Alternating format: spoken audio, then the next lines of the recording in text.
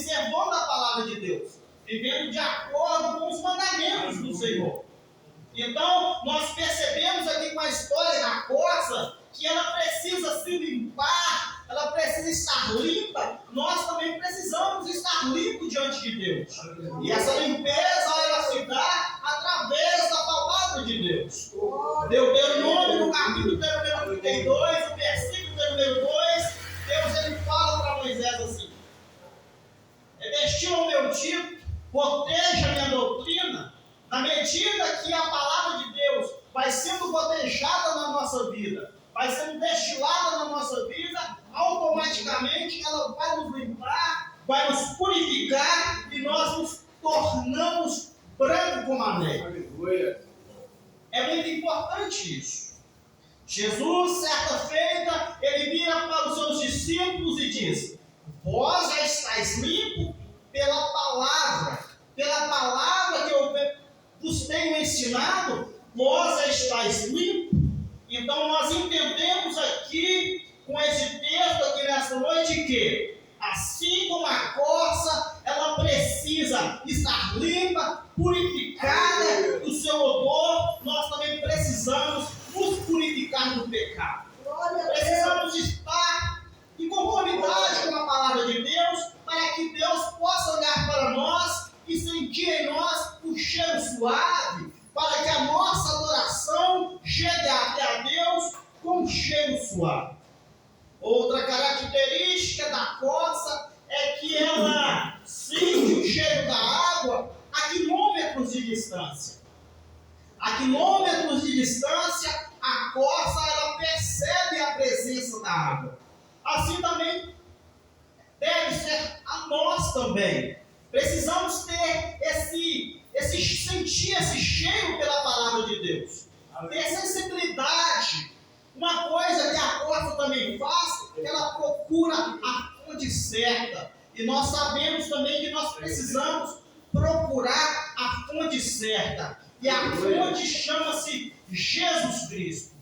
Ele é a fonte. Ele é a fonte transbordante. Ele vai matar a nossa sede. Ele vai saciar a nossa alma. Ele vai fazer transportar. Ele vai nos matar a nossa sede. Ele vai saciar a nossa alma através da tua palavra. Então nós já aprendemos aqui a respeito da corça nesta noite. Amém. Só voltando um pouquinho aqui. Ela fica fraca quando ela não bebe água. Ela exala um odor quando ela não bebe água e quando ela não toma banho. Outra coisa também, ela sente a água, o cheiro da água à distância. Então nós percebemos aqui a profundidade que esse salmo tem para nós. Precisamos aprender. Outra coisa, quando a corça quando ela sente essa necessidade de ir até o riacho, até as correntes das águas, ela solta um bramido, ela grita. Aleluia. Muitas das vezes a nossa alma está gritando por Deus, está gritando, e nós não podemos negligenciar isso. Quantas vezes a nossa alma está gritando pela presença de Deus e nós negligenciamos isso? Nós precisamos gritar pela presença de Deus. Assim como a corça ela brama que é gritar alto pela presença da água. Nós também precisamos ter esse desejo. E o que é que esse bramido, esse gritar representa? A oração. Se for necessário, um brinde na presença do Senhor. Aleluia. Aí a corça ela desce para beber água. E quando ela desce, ela solta esse bramido. E diz a história que quando ela solta esse bramido, quando ela grita, os pastores da região ali escutam esse bramido e ele já sabe, a corça está descendo para beber água. E quando o pastor percebe que a corça está descendo para beber água, o que é que esses pastores fazem? Eles pegam o cajado e expulsam os predadores. Os predadores que possivelmente poderiam pegar essa corça e fazer dela presa fácil, o pastor afugenta esses predadores para que a corça desça em segurança até o riacho e rebanho. Sabe o que acontece? Muitas das vezes nós estamos assim também. Mas o pastor, o bom pastor, que dá a vida pelas suas ovelhas, ele está atento ao nosso clamor, ele está atento ao nosso bramido. E eu vim aqui nesta noite para nos dizer que ele já afugentou os predadores. Desça em segurança, pode descer em segurança até o rio da graça, até o rio da palavra. Beba a palavra, beba dessa água que ele tem para oferecer. Ele já afugentou os predadores. Desça em segurança até o rio da palavra, até o rio da graça. Beba da água da vida, beba da água da palavra, mergulhe na palavra, porque o bom pastor, ele já afugentou os predadores e nós estamos em segurança para beber da água que só ele tem para nos oferecer. É interessante, né? Deus, usando o profeta Jeremias, no capítulo 2, o versículo número 13, Deus usa o profeta Jeremias e ele diz: a nação de Israel cometeram duas maldades contra mim. E quais foram essas duas maldades que a nação de Israel cometeram contra Deus? Algumas versões dizem assim: a nação de Israel, meu povo, cometeram dois crimes contra mim.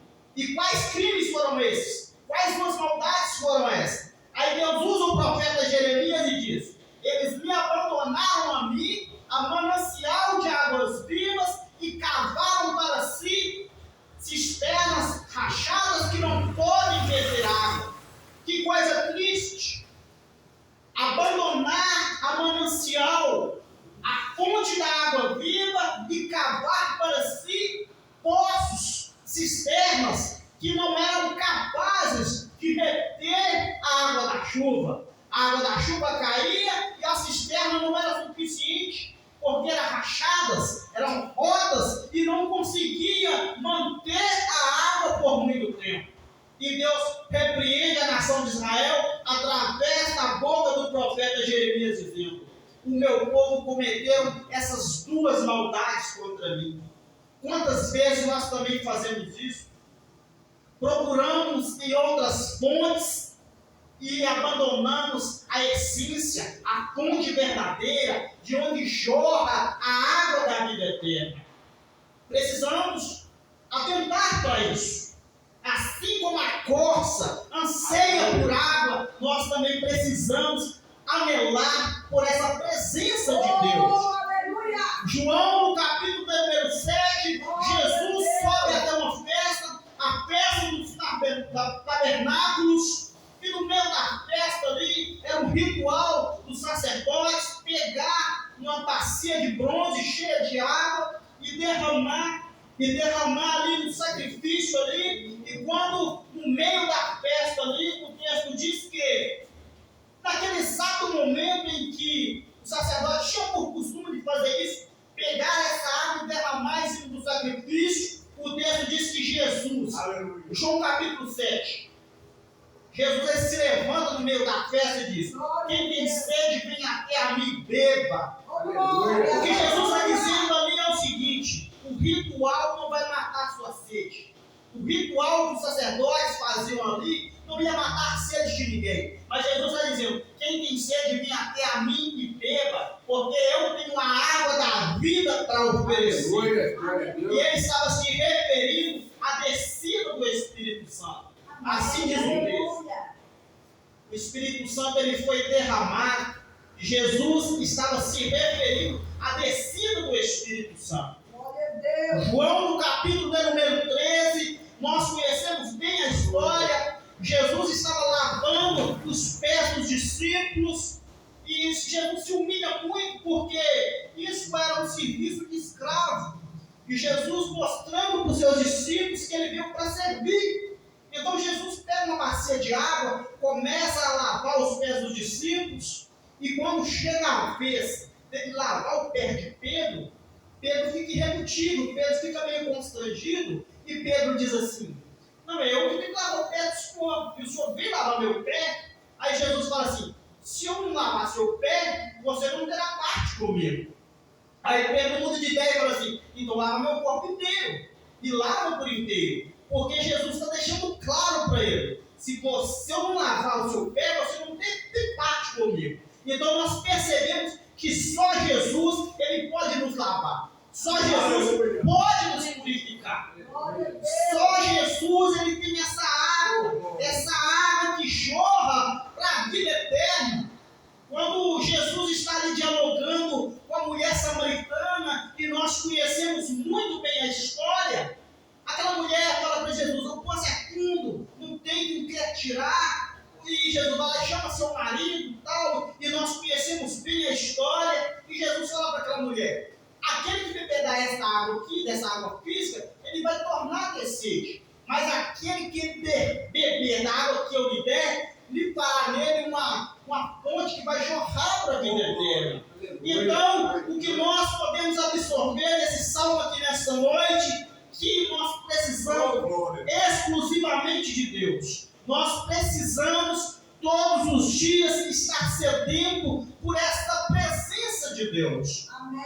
O salmista no Salmo 63, ele diz: a minha alma ela tem sede de Deus. Salmo 63: ó Deus, tu és meu Deus, de madrugada te buscarei. A minha alma tem sede de ti. A minha carne te deseja muito, em uma terra seca e cansada, onde não há água.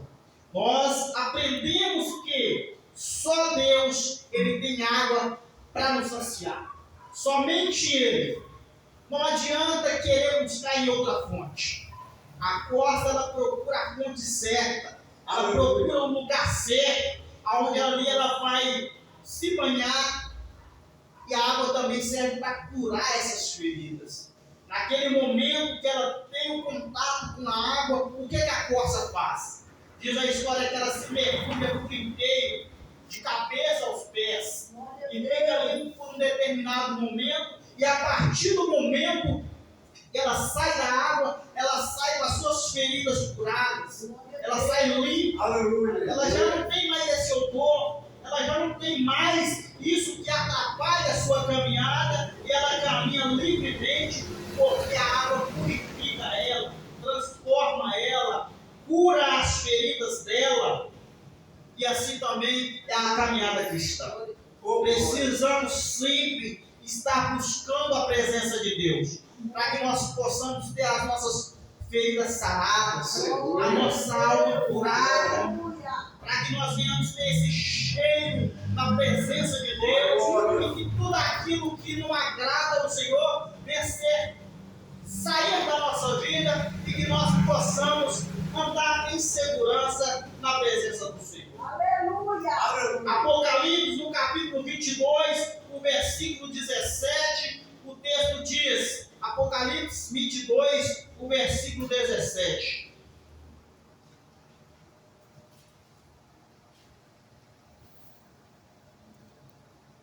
O Espírito e a noiva dizem: vem. E quem ouve, diga: vem. E quem tem sede, venha. E quem quiser, tome de graça da água da vida. Aleluia. É de graça. Ele morreu ali na cruz para nos oferecer essa água da vida. Só Jesus pode fazer isso. Só Jesus tem água de graça para nós. E mais ninguém. Nós podemos procurar em outras fontes, mas nós não vamos encontrar isso. Só Ele tem essa água da vida. Olha o que Ele está dizendo. O Espírito e a esposa dizem: vem. E quem ouve, diga: vem. E quem tem sede, venha.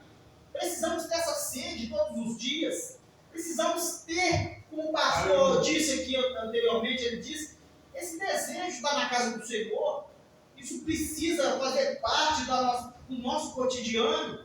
Eu sei que muita gente está cansado, quer ter em casa, o corpo quer estar mais repousado, mas nós entendemos, nós precisamos nos purificar todos os dias. Precisamos todos os dias estar na presença do Senhor.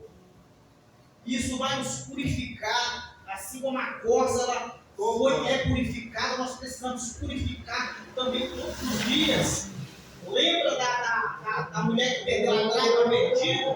Da dracma perdida?